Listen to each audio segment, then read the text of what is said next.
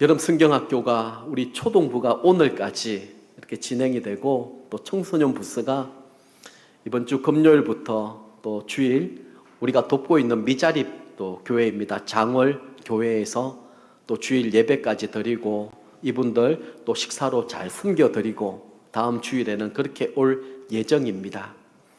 어제 또 토요일 날 우리 아이들이 참 물에서 뛰어놀고 말씀 때문에 웃고 은혜 받는 모습이 너무 귀하고 행복해 보였습니다. 이 아이들이 곧 10년 후가 되면 또 우리 드림 향상교회 기둥같이 또 자라게 될 또 그런 믿음의 인물들이기도 합니다. 우리 성도님들 많은 관심 가져주시고 또 사랑해 주시고 기도해 주셔서 우리 드림 향상교회 다음 세대가 더 든든하게 또 세워질 수 있도록 많이 도와주시기를 다시 한 번 더 부탁을 드립니다. 지난 19일자 코람데오닷컴이라고 하는 이 인터넷 신문에서 다소 충격적인 기사를 접한 적이 있습니다.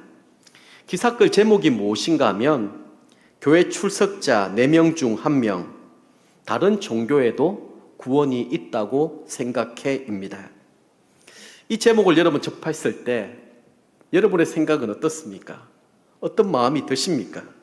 한국기독교사회문제연구원에서 개신교인들에 관한 종교의식에 대하여 설문조사를 시행하였습니다. 자, 이런 보시면 두 개의 도표가 나올 것입니다. 왼쪽 도표는 타 종교의 가르침에 진리가 있느냐, 여기에 대한 설문조사고요. 오른쪽 도표는 타 종교에도 구원이 있는가, 여기에 대한 설문조사입니다. 자, 개신교회 전체에서 타 종교의 가르침에 진리가 있느냐 이렇게 물었을 때 56%, 자그마치 절반이 넘는 비율이 그렇다고 대답했습니다. 개신교인들 중에 출석교인들, 예배 출석하는 사람들을 추출해서 데이터를 산출하였는데 절반에 가까운 비율인 48%가 기독교뿐만이 아니라 다른 종교에도 진리가 있다, 이렇게 말했다라는 거예요. 가난한 성도가 있습니다. 내가 예수님은 믿고 있지만 교회는 안 나가 하는 사람들입니다. 교회 미출석자이지요. 이들은 하나님을 믿는다고 하면서도 다른 종교의 진리가 있다고 무려 80%나 답을 하였습니다. 질문을 바꿔서 이번에는 좀 더 정확하게 분명하게 물었습니다. 타 종교에 구원이 있느냐 이렇게 물었을 때 오른쪽 도표를 보면은요, 개신교인 전체에서 3명 중에 1명꼴로 34% 정도입니다. 다른 종교에도 구원이 있다. 아니, 기독교 이 인구들을 두고 지금 설문조사했다라는 거예요. 두 번째는 교회 출석하는 사람들, 지금 여러분처럼 예배 드리고 있는 이분들에게 물었습니다. 4명 중에 1명꼴로 25%가 다른 종교에도 구원이 있다, 이렇게 대답했다라는 것입니다. 이번에는 교회를 출석하지 않는 가난한 성도, 예수님은 믿고 있지만 교회에는 안 나가는 사람들의 한정하여 물었더니 62%가 다른 종교에도 구원이 있다, 이렇게 대답했다라는 거예요. 사실 이 설문조사는 코로나 이후에 교회 출석 여부가 이 타종교에 대한 태도, 특별히 이 구원론에 관해서도 굉장히 심각한 영향력을 미치고 있다. 그래서 예배 출석이 중요하다. 아마 이런 결과를 도출하려고 했던 결과입니다. 근데 여러분 어떻습니까? 우리 성도님들 중에 혹시라도 다른 종교에 진리가 있을 수 있고 다른 종교에도 구원이 있을 수 있다, 혹시라도 이렇게 말할까 너무 두렵습니다. 다른 종교에 선이 있을지는 모르겠지만 진리는 존재하지 않습니다. 왜냐하면 진리는 오직 예수 그리스도 한 분밖에 없기 때문입니다. 여러분, 우리가 하나님 앞에 나와 예배드리는 이곳이 아니라 다른 엉뚱한 곳에서 내가 구원을 받을 수 있다, 만약 그렇게 생각이 든다고 한다면 우리의 신앙은 어떻게 되겠습니까? 지금도 이단은 우리를 얼마나 많이 미혹하고 넘어뜨리려고 하는지 모릅니다. 모든 교회마다 숨겨져 있는 신천지, JMS, 또 구원파, 이상한 그런 신자들이 많이 있다고 합니다. 지난 금요일 날 우리가 장례식을 가는 동안에 우리 한 목장 식구들과 함께 교제를 하는 가운데 이 부분에 대해서 굉장히 심각하게 얘기들을 함께 나누었더랬습니다. 이런 불꽃 같은 눈으로 지켜보십시오.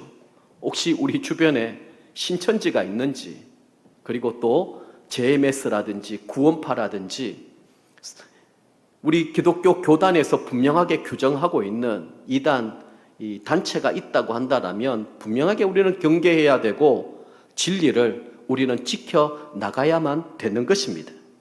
결국 이 모든 부분들은 무엇인가 하면 하나님 앞에 예배가 제대로 드려지지 아니하고 예배가 우리의 삶의 중심이 되지 아니하면 우리의 신앙의 가치관도 구원론도 모두 무너질 수밖에 없다라는 사실을 우리에게 분명하게 보여주고 있습니다. 하나님을 믿는 사람들에게 있어서 가장 기본적인 자세는 주일 성수입니다. 주일이 되면 하나님 앞에 나와 예배 드리는 것, 이것을 가장 우선순위에 두는 것입니다. 예배가 무너지게 되면은요, 다른 신앙생활은 도미노 현상처럼 와르르 다 무너지게 되어 있습니다. 오늘 본문은 요시야 왕 때에 종교개혁이 일어나면서 그나마 많은 사람들이 성전에 모이기에 힘을 쓰는 그런 때였습니다. 그런데 예레미야 선지자가 하나님의 명령을 받아서 성전에 예배 드리기 위하여 몰려드는 이 많은 무리들에게 이렇게 선포하는 것입니다. 너희는 이것이 여호와의 성전이라, 여호와의 성전이라, 여호와의 성전이라 하는 거짓말을 믿지 말라. 예레미야는 무려 3번씩이나 여호와의 성전이라 하는 이 말을 반복해서 하면서 이 집은 성전이 아니다, 도둑의 소굴이다, 이렇게 소리를 지르고 있는 것입니다. 아니, 어떻게 감히 하나님의 성전, 이 예루살렘 성전이 어떤 곳입니까? 이곳을 향하여 이곳은 여호와의 성전이 아니다, 이렇게 말할 수 있겠습니까? 예레미야는 이 정도의 극단적인 행동을 취할 수밖에 없었던 것이 예루살렘 성전에서 드리는 모든 예배는 죽은 예배였고, 또한 그만큼 유다 백성들의 죄가 심각했다라는 사실을 우리에게 보여주고 있는 것입니다. 사실상 예레미야 선지자의 이 말이 선포된 지 얼마 되지 않아서 유다는 바벨론에게 함락을 당하게 되고 예루살렘 성은 초토화되어 버렸습니다. 오늘 말씀을 통하여 우리는 다시 한 번 더 예배에 대한 중요성을 깨닫고 형식과 습관을 쫓아 드리는 예배가 아니라 우리의 마음과 뜻과 정성을 다하여 드리는, 영과 진리로 드리는 이 예배를 회복할 수 있기를 바랍니다. 오늘 이 예레미야 선지자 때 하셨던 이 말씀, 그때 이 사람들은 지금 우리 시대와 별반 다를 바가 없습니다. 저는 오히려 심하면 더 심할 수도 있겠다, 그런 위기의식도 많이 느끼고 있습니다. 그러면 우리가 회복해야 될 예배의 모습은 어떤 모습인지, 하나님이 우리에게 바라고 원하시는 예배는 무엇인지, 그것을 오늘 말씀을 통하여 함께 찾아보고 점검하고 또 회개하며 돌이킬 수 있기를 바랍니다. 자, 첫 번째는 여호와의 말씀을 들어라, 이렇게 말씀하고 있습니다. 1절, 2절 말씀 같이 한번 읽어보겠습니다. 여호와께로부터 예레미야에게 말씀이 임하니라. 이르시되 너는 여호와의 집 문에 서서 이 말을 선포하여 이르기를, 여호와께 예배하러 이 문으로 들어가는 유다 사람들아, 여호와의 말씀을 들으라. 아멘. 예레미야는 지금 자신이 선포하고 있는 이 말씀이 너무나도 중요하고 또 심각하기 때문에 지금부터 하는 이 얘기는 나의 생각이 아닙니다. 나의 얘기가 아닙니다. 여호와께로부터 예레미야에게 말씀이 임하였다, 이 사실을 강조하여 서론적으로 말씀하고 있습니다. 여러분, 오늘 본문 말씀을 계속 읽어보면 반복되는 말씀이 있습니다. 중요한 어떤 얘기를 하고 난 다음에 이것은 여호와의 말씀이니라. 여호와의 말씀이니라. 여호와의 말씀이니라. 한번 그 부분을 찾아서 체크를 내보시면 지금 얼마나 중요한 말씀을 하고 있는지를 우리는 깨닫게 되는 것이죠.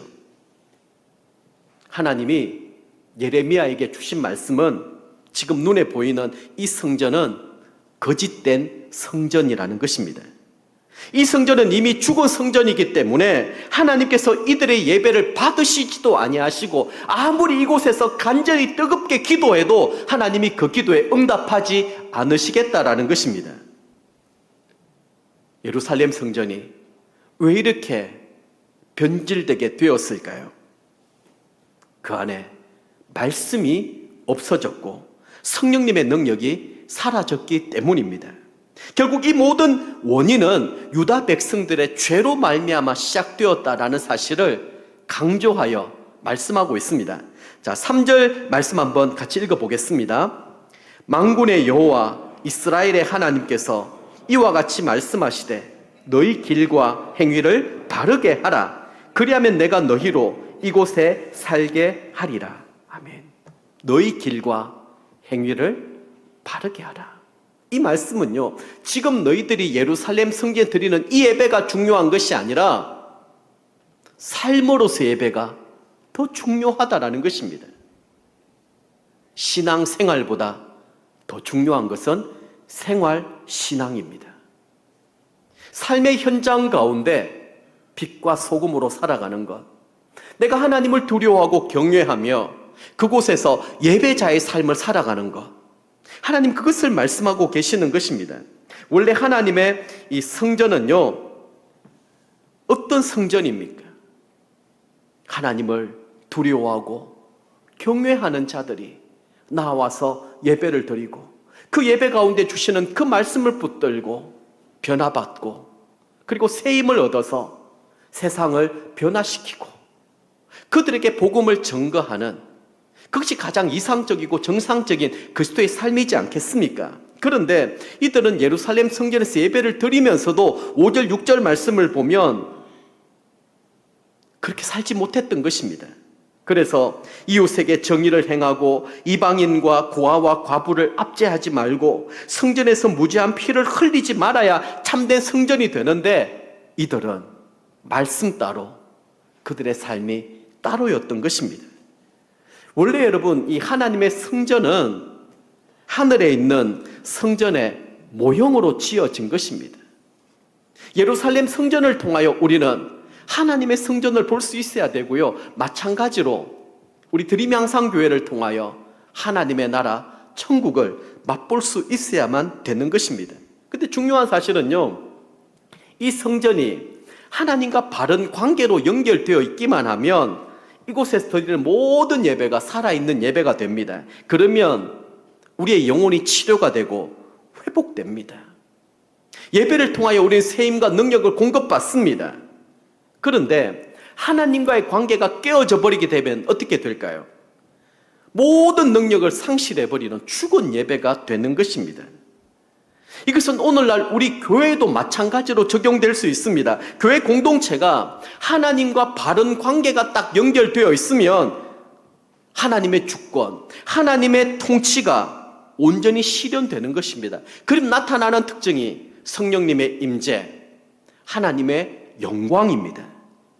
그런데 하나님과의 관계가 단절되어 버리면 그때부터는 성령님이 하시는 일, 하나님의 영광을 우리는 찾아볼 수가 없는 것입니다. 자, 그러면 이러한 상황 형편에서 우리는 어떻게 하면 하나님의 영광을 회복하는 예배를 올려드릴 수가 있을까요?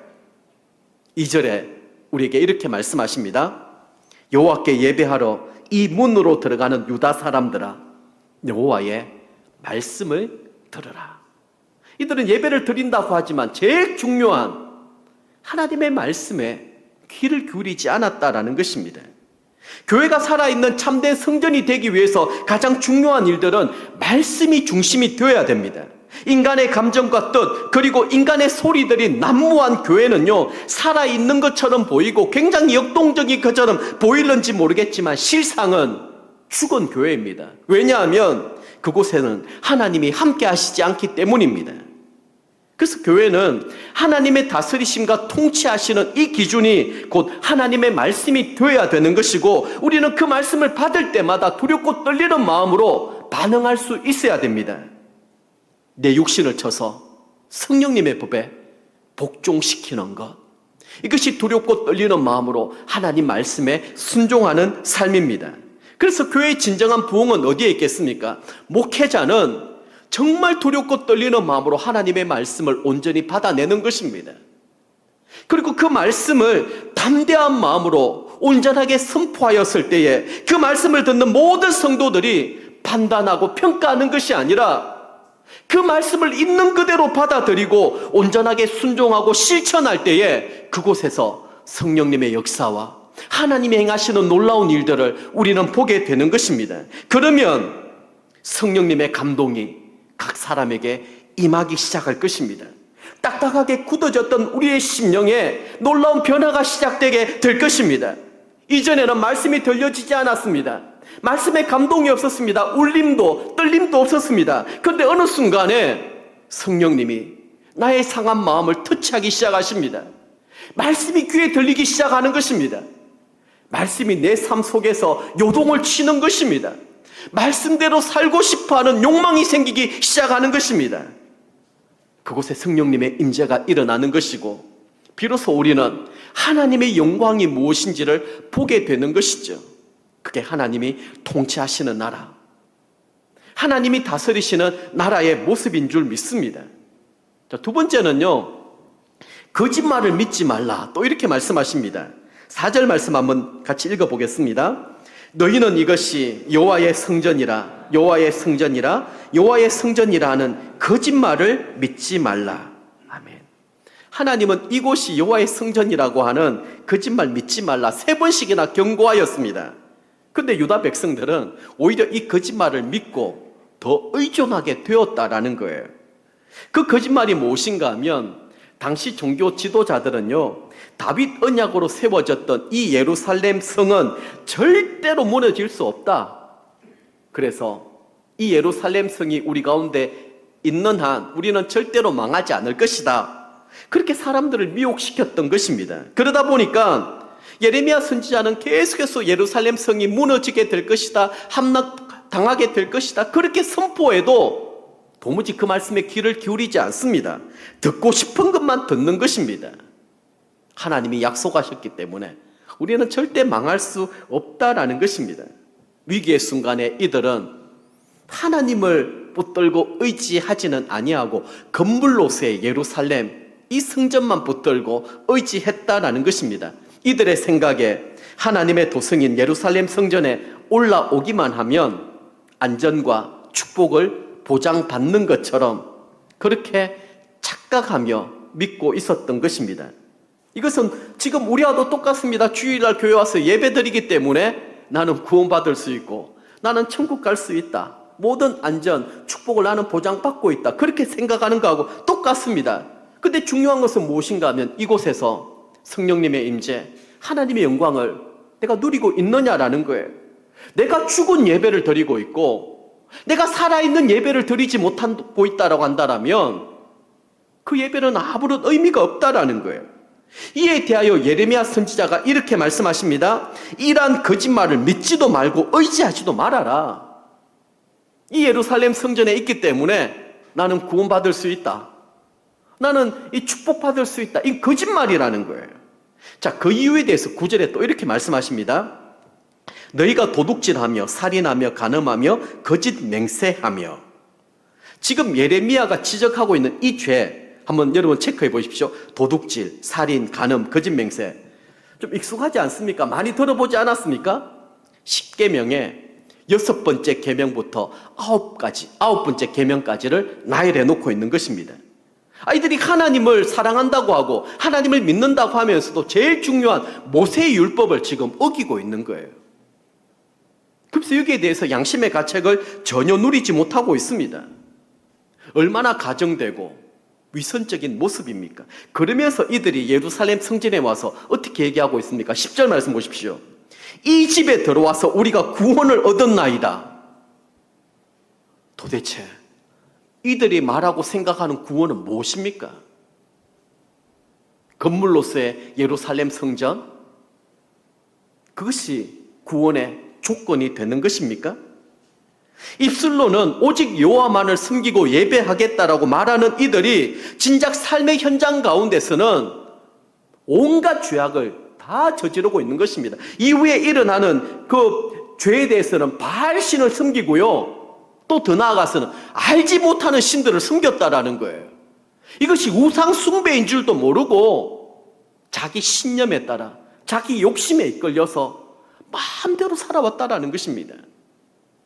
이것이 오늘날 이 시대의 모습이기도 합니다. 나는 하나님만 믿고 있다고 생각을 하고 있죠. 하나님만 예배하고 있다고 생각을 합니다. 그러나 중요한 것은 무엇인가 하면 하나님만 예배하는 것이 아니라 하나님도 예배하고 있는 것입니다. 내 삶 속에 우선순위를 두고 있는 것이 예배보다 더 중요한 것들이 많이 있거든요. 얼마나 많이 있습니까?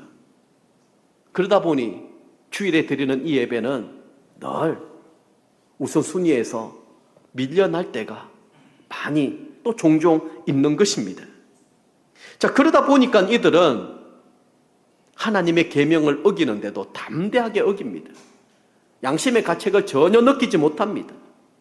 안식일날 예루살렘 성전에 올라와서 거룩한 척 하나님을 잘 믿는 것처럼 그렇게 예배를 드리고 있습니다. 예레미야의 눈에 비친 이들의 모습은 어떨까요? 자신들만 구원을 받았다고 하는 자도취에 빠져 있는 것입니다. 우리 고병유 목자님께서 대피기도 하셨을 때 이 부분을 가지고 같이 기도하지 않았습니까? 무슨 짓을 해도 우리의 구원은 취소되지 않는다, 이런 자만과 착각에 빠져 있었던 것입니다. 이들 스스로가 구원을 얻었다고 생각하는 것은 무엇인가 하면 하나님이 선택하셨던 예루살렘 성전이 그들 가운데 있다고 믿고 있었기 때문이지요. 이들은 하나님보다 예루살렘 성전을 더 신뢰하고 의지하고 있었던 것입니다. 자, 이 부분에 대하여 매일 성경 해설 이 부분을 보면 참 재미있게 표현을 했습니다. 성전 불패 신학이다. 성전 불패 신학. 이게 하나의 신념이 되는 것입니다. 신앙이 아니라 신념입니다. 하나님을 믿지 않고 다른 엉뚱한 것을 가지고 그것이 나의 신념이 되고 그것이 마치 신앙이고 나의 구원을 이루어 주는 것처럼 착각하며 살아가고 있는 것이죠. 자, 이러한 모습에 대하여 하나님이 이번에는 무엇이라고 말씀하고 있습니까? 10절 말씀 보십시오. 내 이름으로 일컬음을 받는 이 집에 들어와서 11절입니다. 내 이름으로 일컬음을 받는 이 집이 14절입니다. 내 이름으로 일컬음을 받는 이 집. 세 번씩이나 강조하여 말씀하십니다. 어떻게 말씀하십니까? 예루살렘 성전을 나의 집이라고 표현하지 않습니다. 내 이름으로 일컬음을 받는 이 집. 다시 말해서 지금 예루살렘 성전은 하나님의 집과 전혀 상관이 없는 무관한 그런 곳이 되어버렸다라는 것입니다.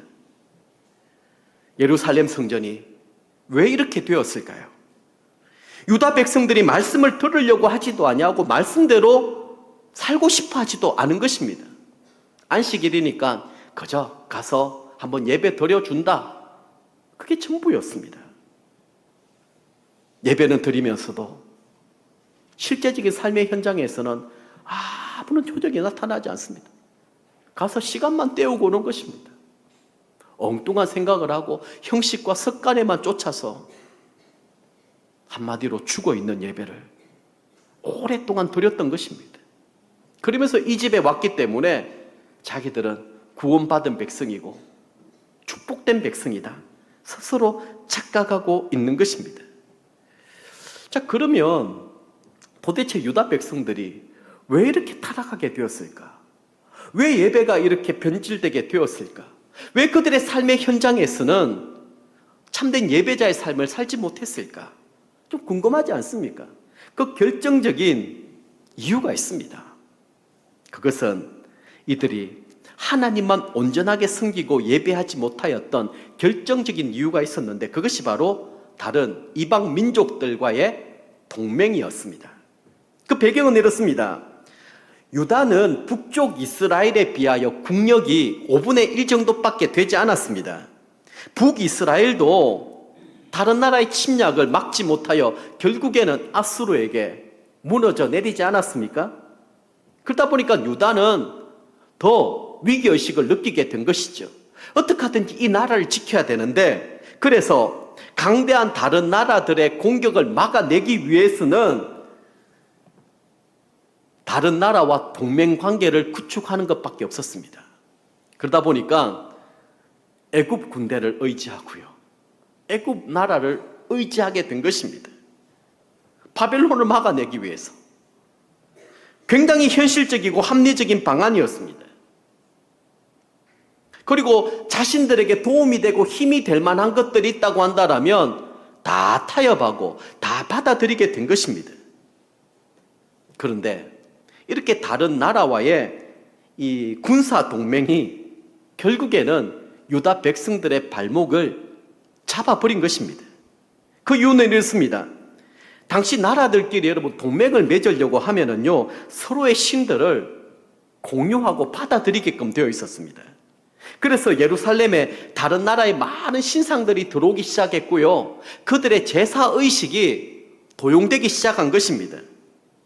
이런 동맹은 신앙만 교환한 것이 아닙니다. 삶의 가치관까지도 함께 들어오게 된 거예요. 문화가 되었거든요. 풍습이 되어버렸거든요. 이 부분을 좀 더 쉽게 이해하려면 한번 이렇게 생각해 보면 좋겠습니다. 두 사람이 동업을 하여서 사업을 한다, 이렇게 한번 생각해 보십시오.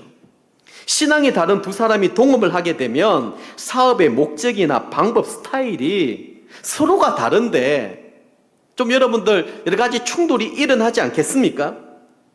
한번 이렇게 생각해 보십시오. 예를 들어 신앙이 없는 사람은 어떤 거래를 성사하기 위해서는 결국 목적은 돈을 버는 것 아니겠습니까? 돈을 벌기 위해서는 거래를 성사시켜야 되고, 그러면 수단과 방법을 가리지 않아서 때로는 술 대접도 해야 되고 부정한 방법을 써서라도 거래를 성사시켜야만 하는 것입니다. 이게 신앙을 가지 않는 많은 사람들의 생각입니다. 그런데 신앙을 가진 사람들은 기도를 해서 하나님의 도우심을 받아야 된다, 이런 생각을 가지고 있는. 그러니까 신앙이 없는 사람들이 볼 때는 너무 고리타분하고 답답하고 일이 잘 안 되는 것처럼 느껴지는 것입니다. 또 회사에 어떤 이익금이 생겼다고 생각해 보십시오. 신앙을 가진 사람은 이 이익금 일부라도 좀 선교 사업이나 좀 좋은 일들에 쓰고 싶어 하지만, 신앙이 없는 사람들은 바보 같은 짓이라고 생각을 합니다. 내가 열심히 수고하고 노력해서 얻은 것이기 때문에 공정하게 나눠야 된다, 이렇게 생각을 하는 것이죠. 자기 사업이면 어떻게 해서든지 뭐 상관이 없겠지만 동업을 하게 되면은요, 절대 자기 마음대로 할 수 있는 것이 없는 거예요. 지금 유다 백성들이 똑같은 처지였습니다. 그다음 지금 유다 백성들이 결단하고 돌이켜야 될 부분이 무엇이겠습니까? 이방 나라와의 이 동맹을 파기시키는 것입니다. 그들의 신들을 다 돌려보내고 우리는 오직 여호와 하나님만을 섬기겠다, 이렇게 선포해야 되는 것입니다. 자, 이렇게 나라가 망하는 한이 있더라도 하나님만 붙들고 의지하고 하나님의 방법대로 한번 살아보기로 결단을 하면 하나님이 책임져 주지 않겠습니까? 하나님이 그를 지켜주시고 보호해 주지 않겠습니까? 바로 이 부분이에요. 조그만 죄가 점점 더 확장이 되어서, 아까 6계명부터 9계명까지 죄, 그것만 되었는가, 나중에는 바알신까지 섬기게 되었죠. 알지 못하는 신들까지, 온갖 잡신들을 다 끌어다가 그것이 결국에는 예배의 타락, 변질, 그 신앙까지 무너지게 만든 것입니다. 이 당시에 이 세 가지 거짓말이 유행했다고 합니다. 이 무익한 거짓말에 대한 내용인데요. 세 번째가, 자, 세 가지 거짓말이 유행했는데 그것이 무엇인가 하면 8절에 나옵니다. 한번 보십시오. 보라, 너희가 무익한 거짓말을 의존하는도다. 그래서 이 무익한 거짓말이 뭐냐, 그것을 쭉 소개하고 있는데 세 가지로 정리가 됩니다. 첫 번째는 뭐냐, 하나님과 바알을 함께 섬겨도 된다. 그러니까 하나님만 섬기는 것이 아니라 하나님도 섬기는, 이 문화고 풍습이고 다른 종교에 대한 배려고 존중이라고 그렇게 스스로 생각하는 것입니다. 그러다 보니까 결국에 다른 종교에도 진리가 있을 수 있고 다른 종교의 구원이 있을 수 있다. 여기까지 확장되는 것입니다. 이것을 두고 종교 혼합주의, 종교 다원주의라고 얘기합니다. 무슨 길로 가든지 끝은 하나다. 결국은 진리는 하나인데 다 모습이 다양할 뿐이다. 이게 종교 다원주의자들이 하는 얘기들이거든요. 두 번째는 하나님의 백성은 어떤 죄를 지어도 하나님 무조건 용서하시고 사랑하신다. 죄 지을 때마다 짐승 하나 잡으면 됩니다. 가서 죄를 전가시키고 죽이고 나면 내 죄는 다 사해지기 때문에 그때부터 자유를 얻고 더 담대한 마음으로 또 죄를 짓는 거예요. 뭐 또 회개하면 되지. 예배 드리면 되지. 예루살렘 성전에 올라가서 예배 드리는 것만으로 자신의 모든 죄가 다 면죄가 된다. 스스로 그렇게 생각을 했던 거예요. 그러다 보니까 양심의 가책을 못 느끼는 거예요. 양심에 화인 맞은 자들이 되어버렸습니다. 왜 그럴까요? 다 그렇게 살고 있거든요. 모든 사람들이 그렇게 살고 있기 때문에 내가 뭔가 특별하게 살 이유도 필요도 없다. 그렇게 생각을 하는 것입니다. 어떤 죄를 지어도 하나님은 사랑의 하나님이기 때문에 다 용서해 주신다. 우리를 끝까지 사랑해 주신다. 이렇게만 생각하는 것입니다. 세 번째는 하나님의 도성 예루살렘 성은 절대로 무너지지 않는다. 유다 백성들은 온갖 나쁜 짓을 일삼고 바알신뿐만 아니라 알지 못하는 신들까지 섬겼음에도 불구하고 이들이 예루살렘 성전에 들어와서는 우리가 이 집에 들어왔으니 우리가 구원을 얻었나이다. 이렇게 고백하고 있는 것입니다. 교회 다니는 것이 구원의 정표가 아닙니다. 보십시오. 우리가 서론에 얘기했던 것처럼 교회를 다님에도 불구하고 진리에 대한 분명한 확신이 없고요. 구원론에 대한 부분들도 이렇게 저렇게 흔들릴 때가 많이 있습니다. 왜 사람들이 이런 무익한 거짓말을 믿게 되었을까요? 그 이유는 이들의 신앙의 근원이 말씀에 기초한 신앙이 아니기 때문입니다. 그러다 보니까 이 사람 저 사람이 하는 말에 쉽게 휘둘리는 거예요. 쉽게 유혹을 받습니다. 말씀은 분명한데 자꾸 말씀에 귀를 기울이지 않습니다. 다른 사람들의 얘기가 더 솔깃합니다. 아, 그래서 성공했대. 그래서 돈을 많이 벌었대요. 야, 그래서 그렇게 했대요. 나도 그렇게 할 수 없을까요? 어떻게 하면 될까요? 이러다 보니까 점점 하나님과는 멀어지게 되고 알지 못하는 신들의 다스림 지배를 받게 되는 것이죠. 앞에서 강조하여 거듭 말씀을 드립니다. 하나님 말씀에 근거를 두지 않는 신앙은 언제든지 변질하고 타락할 수밖에 없습니다. 저는 우리 드림양상교회 담임 목사로 청빙받고 나서 하나님 앞에 기도하는 가운데 제일 먼저 받았던 말씀이 신명기서 말씀입니다. 거기에는 하나님이 이스라엘 백성들을 인도할 때 불기둥과 구름기둥으로 인도하시지 않았습니까? 그것만 보고 따라가는 거예요. 하나님 두렵습니다. 막연합니다. 어디로 가야 되고 무엇을 해야 될지 모르겠습니다. 그때 하나님 주셨던 말씀이 주야로 이 율법책을 묵상하는 것. 그래, 모든 세대가 하나님 말씀을 붙들고 하나님 말씀의 다스림과 인도함을 받을 수 있다라면 그 길이 가장 안전한 길이고 축복된 길이다. 그런 확신을 주셨습니다. 그래서 저희 교회는 원 메시지 올 제너레이션제를 하고 있지 않습니까? 온 세대가 한 말씀을 가지고 함께 말씀을 나누고 있습니다. 매일 성경 본문에 따라서. 그래서 7, 8월 동안 예레미야 말씀이기 때문에 함께 말씀을 나누고 우리 자녀들 세대도 함께 큐티를 하고 이 말씀을 함께 공유하고 있습니다. 결국은 말씀이 기준이 돼야 되고 말씀이 중심이 돼야 되고 말씀이 우리의 삶을 인도하고 다스리는 법을 어릴 적부터 배워나가야 되지. 그래야 흔들리지 않습니다. 무너지지 않습니다. 이것만큼 중요한 일들이 어디에도 없다라는 것이죠. 말씀을 정리합니다. 사막지대에 선교하시는 어느 선교사님이 이런 간증을 하였습니다.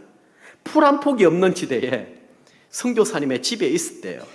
그러던 어느 날 이 선교사님의 사모님이 이 부엌 뒤에서 아름다운 꽃이 활짝 핀 것을 발견하게 된 것입니다. 아니, 어떻게 저기에 꽃이 저렇게 피었을까? 곰곰이 생각해 보았더니 그 이유를 알게 되었는데요.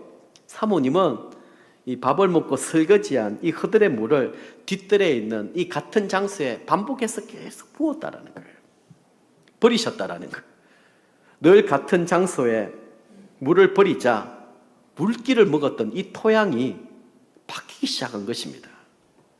그곳에 씨앗이 날아와서 기적적으로 크게 꽃이 피게 된 것입니다. 콩나물 시루에 물을 부으면은요, 물은 그냥 모두 흘러가 버립니다. 흘러내립니다. 그런데도 콩나물은 그 물기로 말미암아 조금씩 자라가게 되는 거예요. 콩나물 시루에 매일 물을 붓는 것이 헛수고라고 느껴질지 모르겠지만 그러나 자라고 있는 거예요. 우리가 매일매일 말씀을 묵상하려고 애를 쓰고 주일이면 이렇게 하나님 앞에 나와서 예배를 드립니다. 말씀을 듣습니다. 근데 말씀을 들을 때는 은혜가 되고 감동이 되고 깨달음이 있지만 딱 지나고 나면 또 곧잘 잊어버립니다.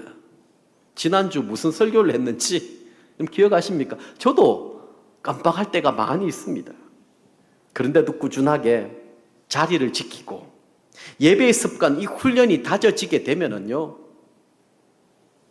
나도 모르는 사이에 우리 신앙과 성품은 자라가게 된다라는 거예요. 그래서 꾸준함, 반복적인 훈련 습관이 우리에게 얼마나 중요한지 모릅니다. 그러면 우리에게는 영적인 면역력이 생기는 거예요. 어떤 바이러스가 우리에게 침투를 해도 넘어지지 않습니다. 그것 때문에 낙심하지도 않습니다. 병균, 나쁜 바이러스를 이길 수 있는 길은 평상시에 우리의 면역력을 강화시키는 것밖에 없습니다. 그것이 바로 말씀 묵상이고, 너 말씀 가운데 우리 자신을 비추어 보며 말씀을 곱씹어 보고, 그리고 말씀대로 살아가려고 몸부림을 치고 애를 쓰는 것입니다. 이 땅에 여러분 가정을 한번 돌이켜 보십시오. 불신 남편 때문에 어려움을 겪고 있습니까? 자녀 때문에 많은 아픔을 겪고 계십니까? 목장에서 여러 가지 힘들고 어려운 일들이 있습니까? 우리 교회 공동체 가운데 답답하고 어려운 일들이 있습니까? 이 나라와 민족을 바라볼 때마다 여러분 어떤 마음이 드십니까? 그런데 그 중심에는 예배 회복입니다. 예배 회복이 이루어져야 모든 것들의 변화와 성숙이 이루어지게 될 것입니다. 우리 가정사역부에서 함께 준비하고 있는 것이 이제 가족 목장입니다. 이 부분을 강조하는 이유가 무엇인가 하면 우리 자녀 세대들을 말씀으로 잘 키워내지 아니하면 희망이 없습니다. 부모된 우리가 자녀들과 함께 말씀을 나누고 함께 마음 모아 기도할 때 거기에서부터 하나님의 나라가 이루어지게 되는 것입니다.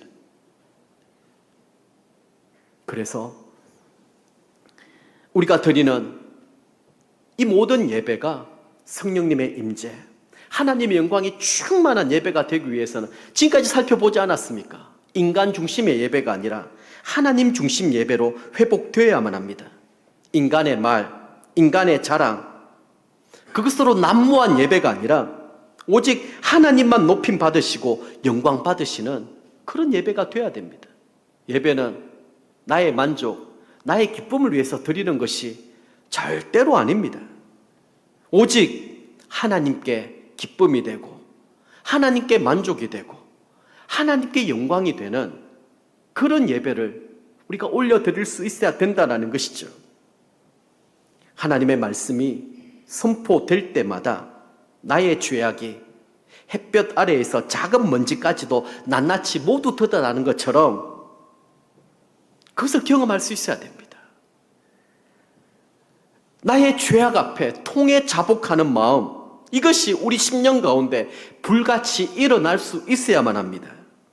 이런 은혜의 생명수가 나로부터 흘러나가기 시작할 때 우리 가정이 사는 것입니다. 우리 자녀가 살아나는 것입니다. 목장이 살고 교회와 민족이 다시 회복되며 부흥하는 이 놀라운 역사와 기적을 경험하게 될 것입니다.